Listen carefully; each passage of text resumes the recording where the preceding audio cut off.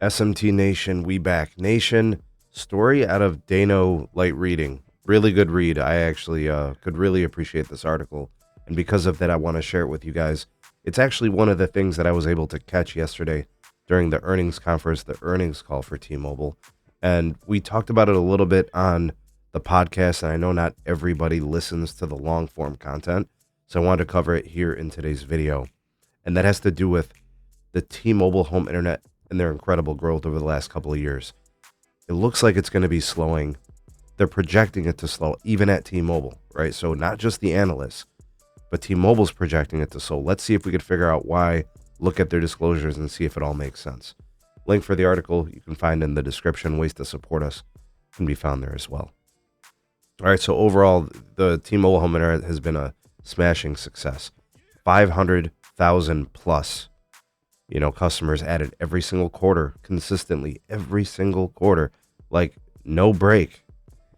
And no exception in Q4, they added 540,000. But they are saying that at some point this year, those numbers are going to start to slow, those quarterly ads.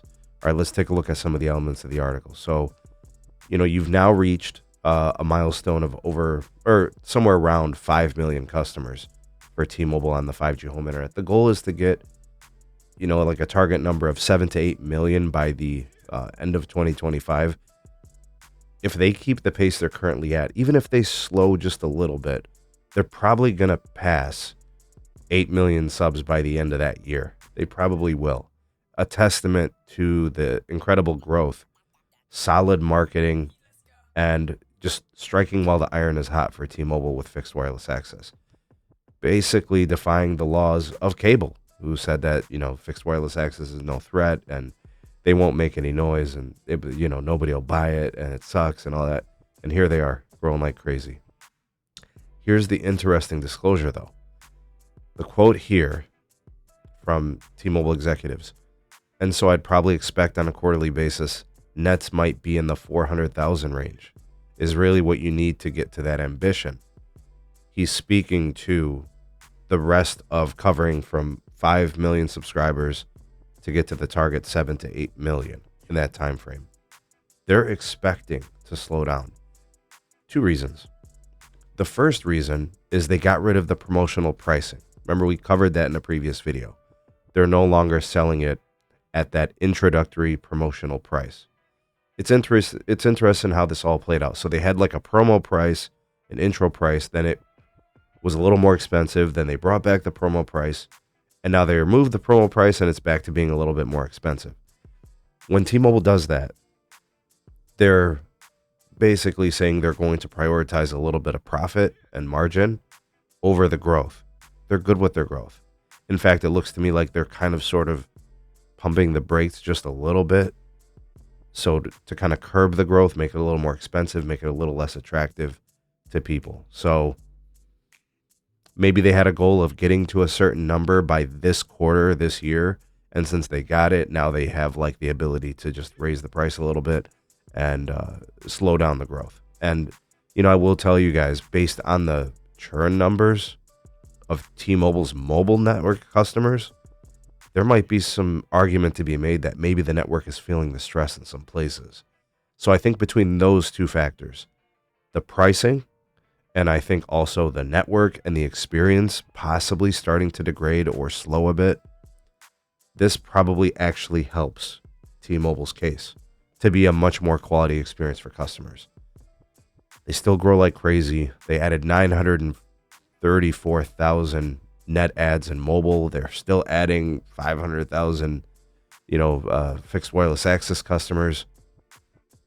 But I find this kind of interesting that we're watching T-Mobile sort of pump the brakes, right? And then they introduced the network management terms change, right? So they just did that, right? You hit 1.2 terabytes, they slow you down even more.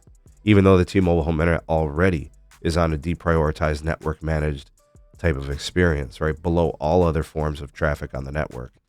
So give this article a read. Take a look at some of those numbers. Take a look at some of those disclosures and comments.